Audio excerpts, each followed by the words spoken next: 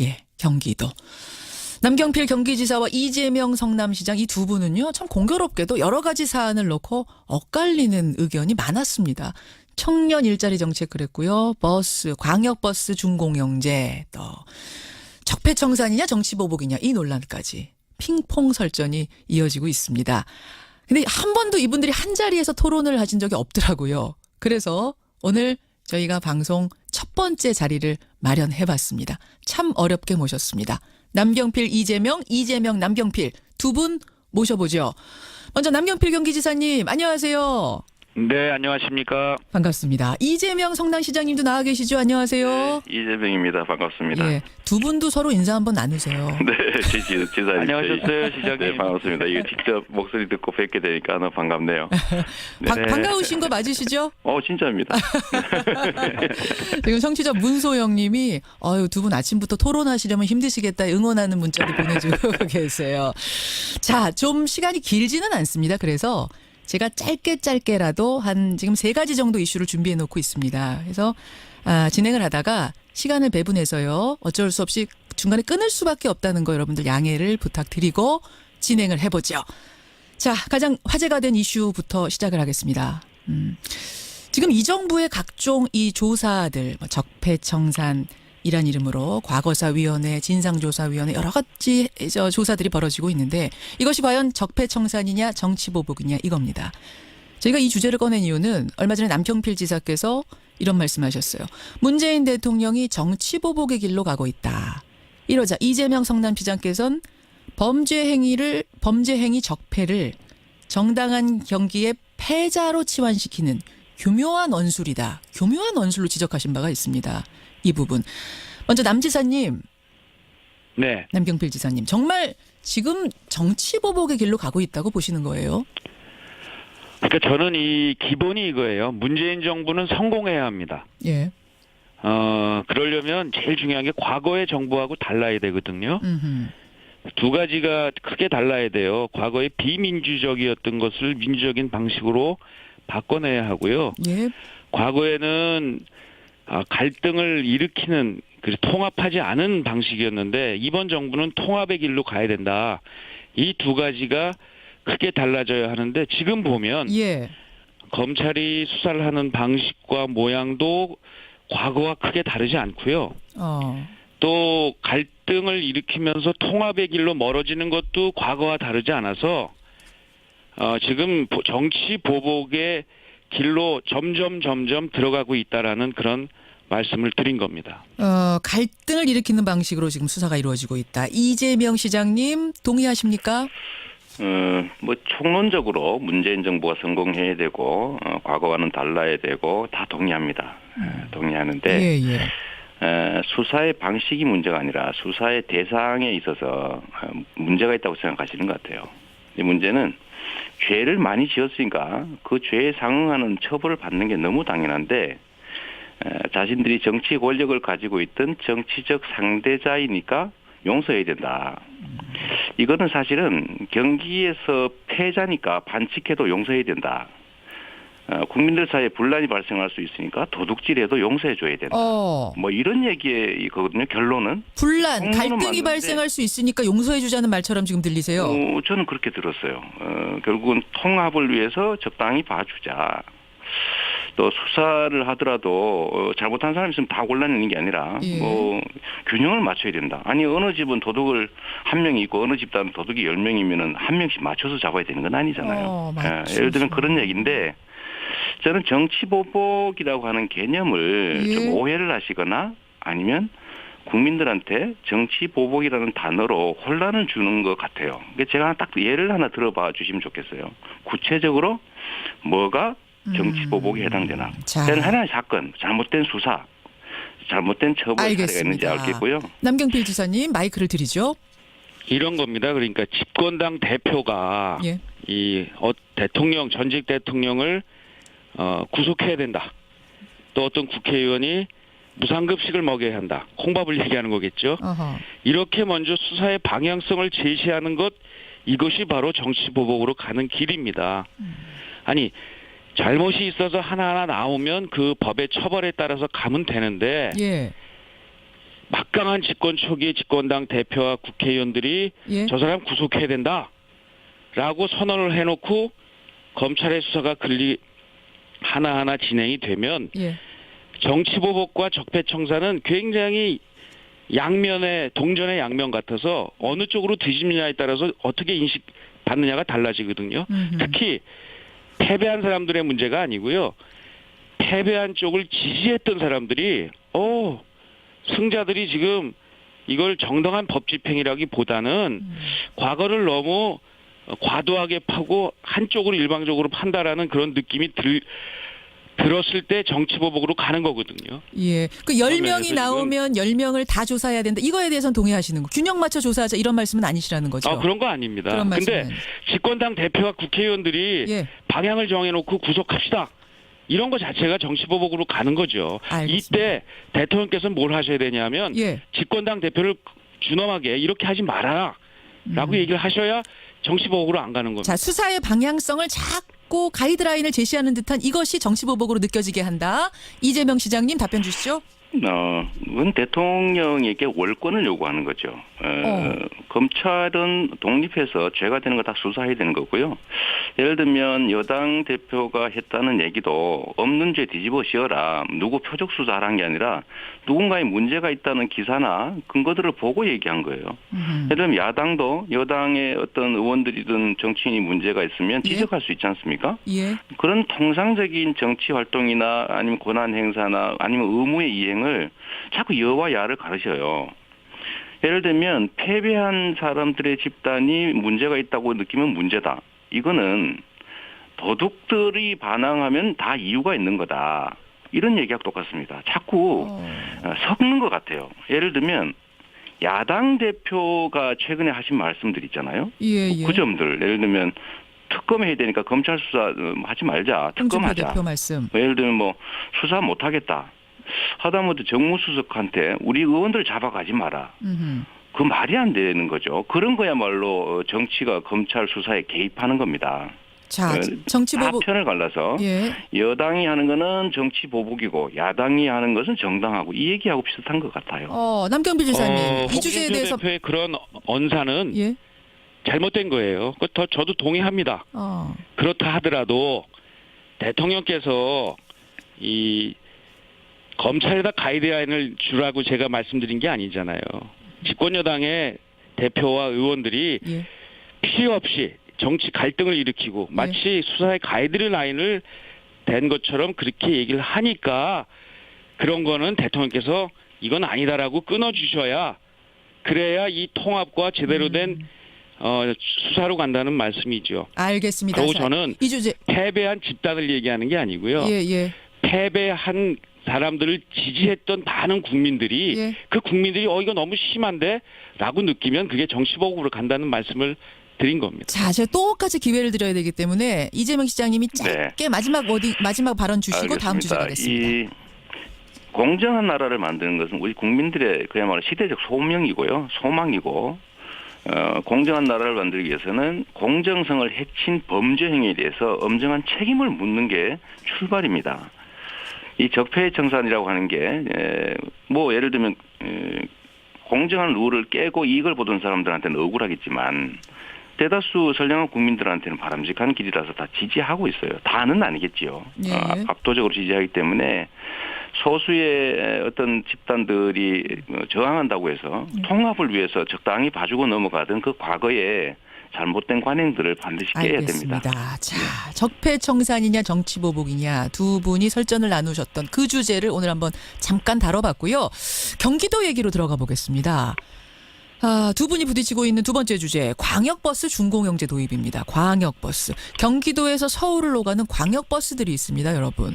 근데 이 광역버스에도 준공영 개념을 도입해서 적자가 나면은 지자체가 보전을 해주는 이런 식으로 좀 운영을 해보자. 남경필 지사님. 네. 남 지사님이 이건 유일한 해결책이다 이렇게 말씀하셨더라고요. 뭐 유일하다기보다는 지금 할 수 있는 가장 효과적인 정책이라고 봅니다. 어떤 의미에서 그렇습니까? 이런 거죠. 지난번에 국민들 기억에 뇌리에 생생하실 텐데 그 광역버스가 이렇게 일가족이 탄 승용차를 덮쳐서 예, 그 예. 참사가 났잖아요. 그런 일이 있었죠. 그게 결국 이제 졸음운전 때문인데요. 예. 이게 이제 버스에 근무하시는 우리 버스 기사님들이 너무 지나치게 지금 이 운전 시간이 길어서 음흠. 굉장히 다 힘들어하고 졸고 이러다 보니까 이런 안전사고가 나니까 이것을 예. 시내버스 운전자의 근무 제도를 예. 일단 1일 2교대 서울이나 인천, 광주 이런 형식으로 1일 2교대로 바꾸자. 이것이 안전을 지키는 첫 번째 길이다. 그것을 하기 위해서는 예. 준공영제가 필요하다. 이런 말씀을 드린 겁니다. 그래요. 이미 서울, 인천, 광주 같은 곳에서 실시를 하고 있죠. 예, 예. 이재명 시장님, 근데 준공영제 시행 지금 취지를 들으니까 괜찮다라는 생각 드는데 부정적인 입장을 내신 이유는 뭘까요? 버스는 일종의 공공재이기 때문에 예. 공적 영역에서 일정의 부담을 해주는 게 맞습니다. 지금도 이미 상당 정도 유료 지원 같은 부담을 하고 있죠. 예. 그리고 장기적으로는 저는 이제 대중교통은 공적 책임을 강화하는 방향으로 가야 된다고 보고 이상적으로는 공영제지만 현실적으로는 준공영제 정도로 가는 게 맞습니다. 예, 예. 그 점을 제가 부인하는 게 아니에요. 거기까지는 두 분이 같은 의견이신데. 남 지사님 잘하고 계시죠. 그까지는. 어허. 이제 문제는 준공영제라는 이름으로 돈은 마구 퍼주면서 예를 들면 뭐 수백 수천억을 갖다가 버스 업자들한테 투자를 하는데 심지어 예를 들면 적자 보전뿐만 아니라 일정한 이익까지 완벽하게 영원히 보존해 준다는 거 아닙니까? 한번 시작하면 중단하지 못하죠. 예. 문제는 시민들의 세금을 수천억씩 투자할 때는 그 혜택을 받는 버스 업자들 같은 기업들의 공적 책임을 담보해야 됩니다. 만약에 지금 현재처럼 공적 책임을 담보하지 않고 그냥 적자를 보존해주고 이익을 무조건 일정에 보존해주면 예. 버스 면허는 영구적인 것이고 자손만대 영원 무궁토록 이 황금알을 낳는 거위를 만들어주는 거예요. 버스 회사. 그렇습니다. 가문에. 예를 들면 저는 이런 걸 시행하게 되면 예, 예. 운영에서 예를 들면 뭐 횡령을 한다든지 실제로는 엉터리 노동자들을 배치한다든지 해서 자꾸 돈을 빼내고 이런 문제들이 현실적으로 있기 때문에 예. 예를 들면 근로자 이사들을 파견한다든지 아니면 대량의 버스 지원을 받는 회사들이라면 사회적 기업으로 전환을 하게 한다든지 알겠습니다. 일정 연도 이후에 예를 들면 면허를 예. 반환하게 한다든지 예. 이런 공적 담보들을 만들어야 된다는 거죠. 공적 그런 거 담보들. 없이 그냥 돈만 막 퍼주고 있는 거예요. 남 지사님 어떻게 보세요?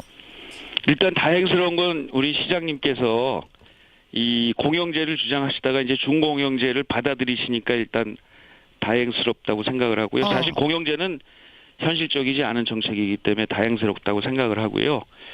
사실 지금 말씀하시는 문제는 예.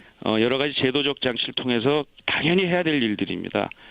다만 지금 박원순 시장님이나 윤장현 광주시장님도 지금 준공영제를 같은 시스템으로 하시고 계세요. 예, 예. 그리고 이번에 그 민주당의 성남시와 고양시를 뺀 나머지 22개 시의 경기도의 예. 시장 군수님들이 참여를 하시는데 거기에 민주당 시장님들도 굉장히 다수시고요. 예, 예. 또 경기도 의회가 압도적으로 이 민주당이 많은데도 이번에 표결을 통해서 이런 여러 가지 문제점들을 보완하고 같이 함께 노력하면서 가기로 했기 때문에 이것을 반대하시는 것은 약간 좀 정치적 공세인 것처럼 저는 느꼈어요. 자, 특히 예. 왜냐하면 저희가 이 논의를 안 한 게 아니라 그동안 여러 차례 시장 군수회의나 또 이 실무회의를 했는데 예. 한 번도 참여를 안 하시고 마지막에 가서 이렇게 문제를 제기하고 사자협의를 하자고 다시 문제 제기를 하시고 해서 이게 혹시 이게 정치적 공세가 아닌가 하는 그런 의심을 정치적 좀 공세가 했었습니다. 아니냐에 대해서는 이재명 시장님이 뭐 나오신 김에 해명 주시죠. 일단 우리 지사님 말씀하실 때 저는 팩트들을 좀 살짝 왜곡하는 거 안 했으면 좋겠어요. 팩트 왜곡이 어디 있었습니까? 제가 예. 준공영제를 반대하고 공영제를 주장했다. 이거 사실이 아닙니다. 장기적으로 공영제로 가야 된다는 얘기 지금도 하고 있는 거고요. 지금 당장 예를 들면 응급조치로 준공영제 하는 걸 제가 용인하고 해야 된다는 거 예를 들면 입장이 다르니까 인정한다는 거예요. 저도 예를 들면 불가피하다는 거 인정한다니까요. 예. 불가피하다는 것이죠. 그런데 보완 장치를 해야 된다는 얘기를 그렇게 바꾸지 않으셨으면 좋겠고요. 두 번째로 지금 광역시들이 하고 있으니까 또 다른 시군들이 일부 동의하니까 예. 도의회가 동의하니까 이렇게 말씀하시는데 이거는 현재 있는 문제들을 보완해서 아니 몇 달 있다 해도 되고 또 내년에 해도 될 일을 반드시 이번에 하겠다고 지금 이런 식으로 밀어붙이는 거 이거야말로 정치적인 거라고 자, 생각해요. 제가 조금만 개입을 하겠습니다. 지금 이 시간이 생방송 정해져 있는데 이 이제 광역버스 이야기를 계속 이것만 갈 수가 없어서 제가 보니까 이 광역버스 준공영제 문제는 네. 두 분이 합의점을 찾으시려면 얼마든지 찾을 수 있는 문제처럼 보이거든요. 보완하면 지금 청취자 문자도 그렇습니다만 두 분의 간극이 큰 것 같지는 않습니다. 두 분께서 이 공적 책임 부분 뭐 이런 것들에 대해서 논의를 충분히 하면서 이 부분에 대해서는 같은 네. 지향점을 찾을 수 있으시겠다라는 이 청취자 문자를 소개해드리고요. 세 번째 주제로 좀 가보겠습니다. 이제 복지 정책에 관한 부분. 성남시가 3대 무상복지 정책을 시행하고 있습니다. 여러분. 무상교복, 무상산후조리 그리고 청년배당. 이 청년배당은 성남시에 3년 이상 거주하고 있는 만 24세 청년들에게 연 100만 원을 성남시 상품권으로 주는 겁니다. 여기에 대해서 남경필 경기지사 소송하셨죠. 지금 대법원까지 간 상태. 우선 확인을 좀 하겠습니다. 남 지사님. 네. 예, 이 소는 취하할 생각이 여전히 없으신 건가요? 이건 제가 취하고 할 문제가 아니고요. 예. 그냥 서울시도 이런 일이 있었는데 서울시가 이 중위소득 150% 이하의 미취업 청년들에게 준다라고 바꿨어요, 정책을. 아하. 그러면서 복지부하고 협의가 돼서 예. 그냥 이 해결이 됐습니다. 시장님이 그렇게 하시면 됩니다. 그렇게 하시면 됩니다. 이재명 시장님. 각 자치단체들이 자치권을 가지고 자신의 예산으로 고유의 사업을 하는 걸 정부가 하지 마라라고 한다고 해서 하지 말면 자치권은 사실은 없어지는 거죠. 경기도도 자치단체인데 예. 정부가 이걸 동의하지 않았다는 이유로 하지 말라라고 소송을 하게 되면 자치권을 부인하는 거 아닙니까? 본인이 소송해놓고 네가 해결해라. 정부하고 합의해라. 이거는 일단 무책임하다고 보여지고요. 무책임하다. 두 번째로는 예를 들면 서울시처럼 예를 들면 70%든 뭐 일부만 주는 걸로 바꿔라. 이거는 예. 소위 보편복지 형태의 청년배당 기본소득을 다 포기하고 선별적 복지 지원 정책으로 바꿔라. 이런 요구예요. 정부 요구대로 따라라. 예. 어떻게 저는 경기도라고 하는 큰 대한민국 최고의 지방자치단체를 책임지고 있는 자치정부의 수반이라고 할 수 있는 분께서 예. 이런 말씀을 하시니 좀 이해가 안 되네요. 본인이 하셨으니까 본인 취하하시면 되죠. 남 지사님 답변 좀 주셔야겠어요. 이제 자유와 책임이 있어요. 그리고 지금 말씀하신 이 소는 예. 제가 지금 그 내용에 동의가 안 돼서 일단 취하를 못 합니다. 네 무상복지에 대해서 동의가 안 되셔서? 뭐냐면 예. 성남에선 할 수 있지만 예. 그러나 연천에선 할 수 없는 제도이고요. 아하. 그러니까 마치 강남에선 할 수 있는데 강북에서 할 수 없는 정책이라면 경기도 입장에서는 고민을 할 수밖에 없는 거고 예. 더 크게 대한민국으로 보자면 예. 성남에서는 할 수 있는데 저 다른 지방에서는 도저히 불가능한 정책이라고 한다면 예. 국가가 고민을 하게 돼 있어요. 자, 이 부분에 그래서 대해서 예. 자, 그래서 지금 박근혜 정부 때가 아니라 지금 문재인 정부에서도 이 정책에 대해서는 문제가 있기 때문에 계속해서 협의가 안 되고 있는 거 아닙니까? 그러니까 시장님께서 무상 이 보편적 복지에 대한 철학은 제가 이해를 합니다. 예. 그렇지만 현재 우리나라의 재정 상태나 정책의 방향으로 봤을 때 예. 이것이 과하다라고 느끼기 때문에 그러는 거니까요. 과하다. 정부하고 협의를 하십시오. 자. 그 정책을 바꾸시면 저희가 얼마든지 소치화 같은 거 검토할 수 있습니다. 성남시장님, 그러니까 이 강남에서는 할 수 아니, 있지만 강북에서는 못하는 정책 문제 있다. 우리 지사님, 정부와 협의해서 저희가 정책을 바꾸면 동의를 받으면 소치할 필요 없이 지사님 100% 지는 겁니다. 지금 정부와 협의가 안 된 상태에서 자치단체들이 고유의 사무를 자체 예산으로 할 수 있느냐 하는 게 바람직하냐, 정부가 막는 게 옳으냐라는데 남 지사님이 거기 정부가 막는 게 옳은 게 맞다고 동의하신 거예요. 제가 예를 하나 들어볼까요? 지금 예, 말씀하신 것 중에 지역의 차이가 있기 때문에 성남시가 하는 게 문제가 있다. 예. 그러면 경기도가 청년들 300만 명 중에서 예를 들면 10,000명 딱 골라가지고 예. 1억 만들어준다. 청년 일자리 통장. 할 수 있습니까? 다른 자치 할 아니, 수 이거는요. 없으니까 하면 안 되겠군요. 여기 그러면 되죠. 자 잠깐만요. 이렇게 말씀하실 네. 거예요. 청년 일자리 정부에서 통장 승인했다. 예. 정부에서 동의했다. 예. 그러니까 동의하면 할 수 있고 동의하면 못한다. 예. 이건 결국은 자치권을 스스로 부인하는 것이라는 거 제가 말씀드리고 싶네요. 남경필 지사님 답변 주세요. 청년 일자리 통장도 그렇게 따지면은 그 똑같은 거 아니냐? 어떻게 생각하세요?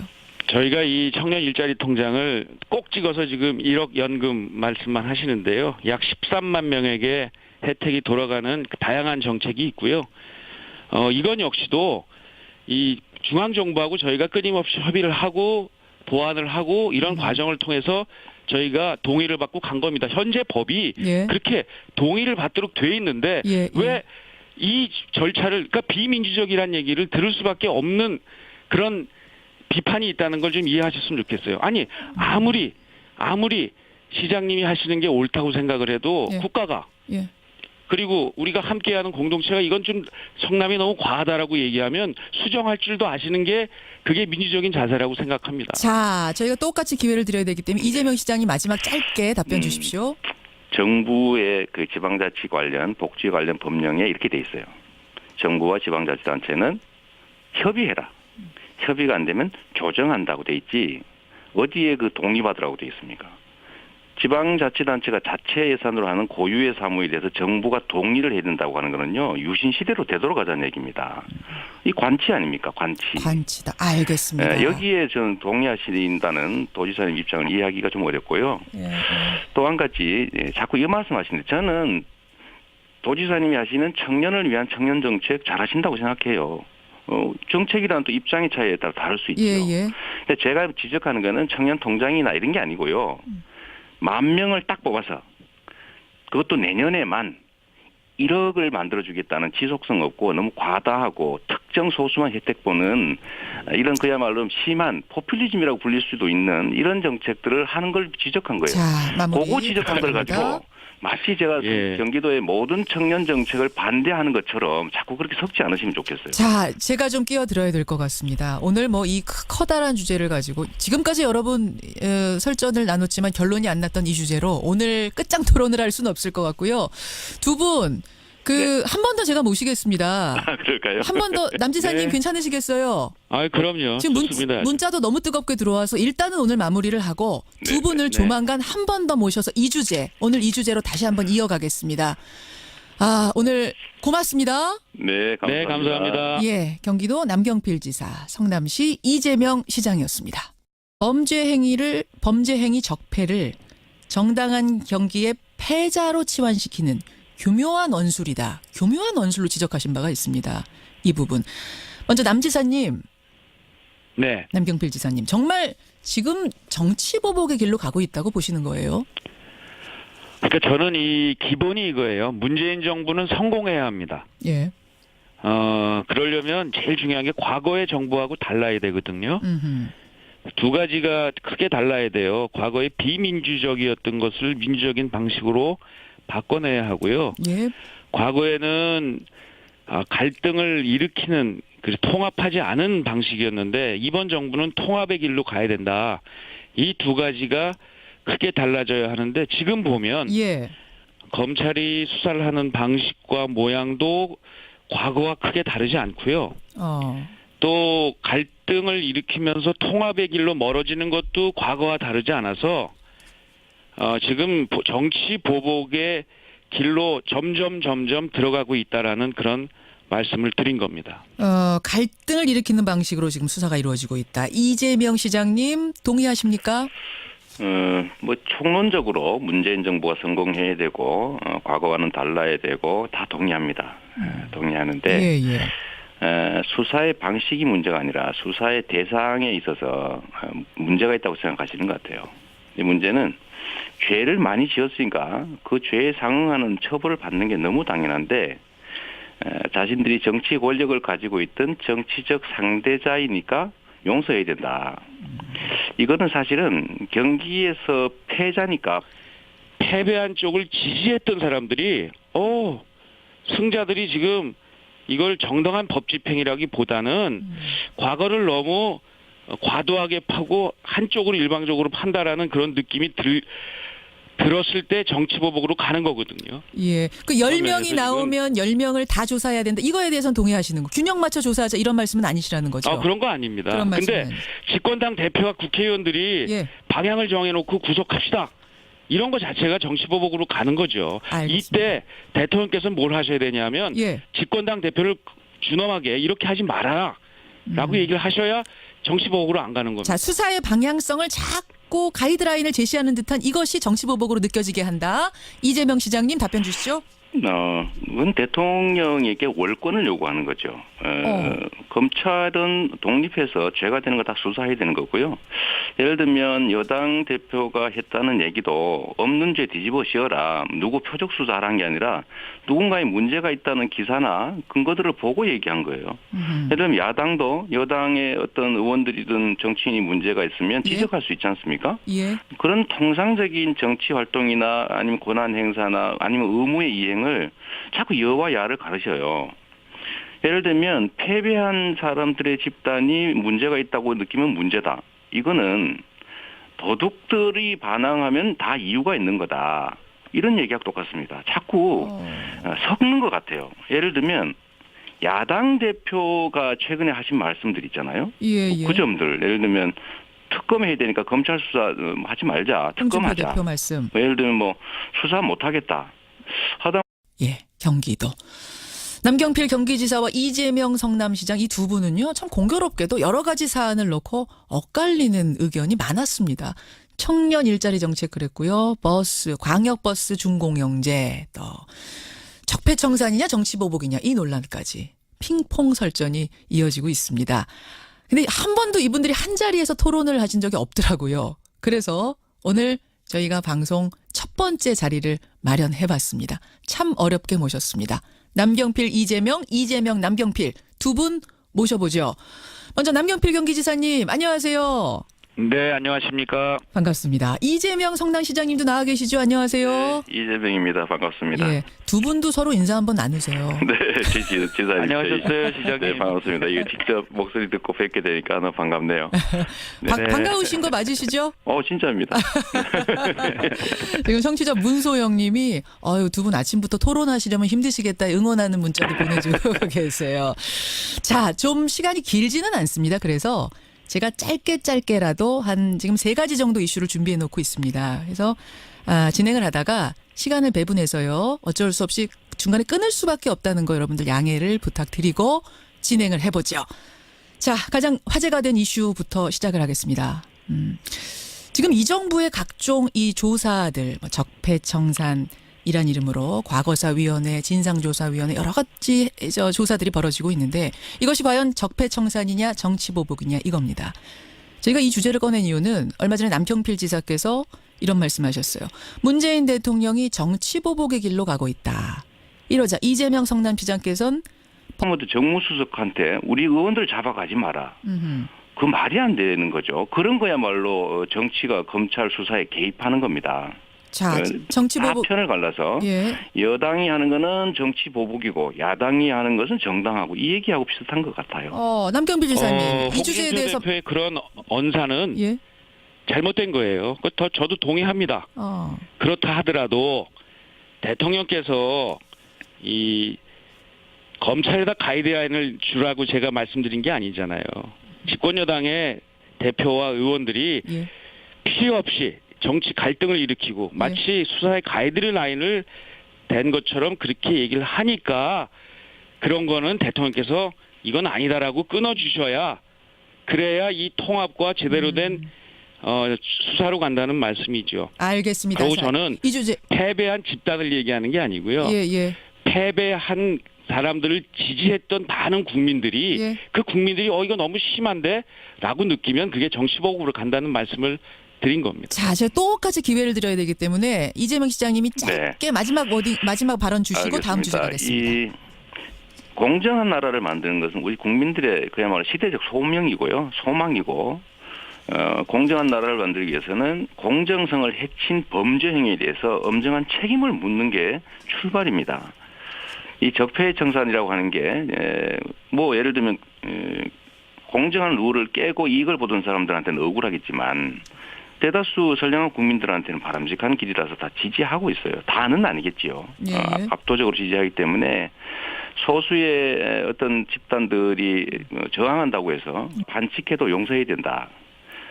국민들 사이에 분란이 발생할 수 있으니까 도둑질해도 용서해줘야 된다. 뭐 이런 얘기거든요. 결론은. 분란, 갈등이 맞는데, 발생할 수 있으니까 용서해주자는 말처럼 지금 들리세요. 저는 그렇게 들었어요. 결국은 통합을 위해서 적당히 봐주자. 또 수사를 하더라도 잘못한 사람이 있으면 다 골라내는 게 아니라 예. 뭐 균형을 맞춰야 된다. 아니 어느 집은 도둑을 한 명이 있고 어느 집단은 도둑이 10명이면은 한 명씩 맞춰서 잡아야 되는 건 아니잖아요. 예를 들면 그런 얘기인데 저는 정치보복이라고 하는 개념을 예. 좀 오해를 하시거나 아니면 국민들한테 정치보복이라는 단어로 혼란을 주는 것 같아요. 제가 딱 예를 하나 들어봐 주시면 좋겠어요. 구체적으로 뭐가 정치보복에 해당되나. 자. 때는 하나의 사건, 잘못된 수사, 잘못된 처벌 사례가 있는지 알겠습니다. 알겠고요. 남경필 지사님 마이크를 드리죠. 이런 겁니다. 그러니까 집권당 대표가 예. 대통령 전직 대통령을 구속해야 된다. 또 어떤 국회의원이 무상급식을 먹여야 한다. 콩밥을 얘기하는 거겠죠. 어허. 이렇게 먼저 수사의 방향성을 제시하는 것, 이것이 바로 정치보복으로 가는 길입니다. 아니 잘못이 있어서 하나하나 나오면 그 법의 처벌에 따라서 가면 되는데 예.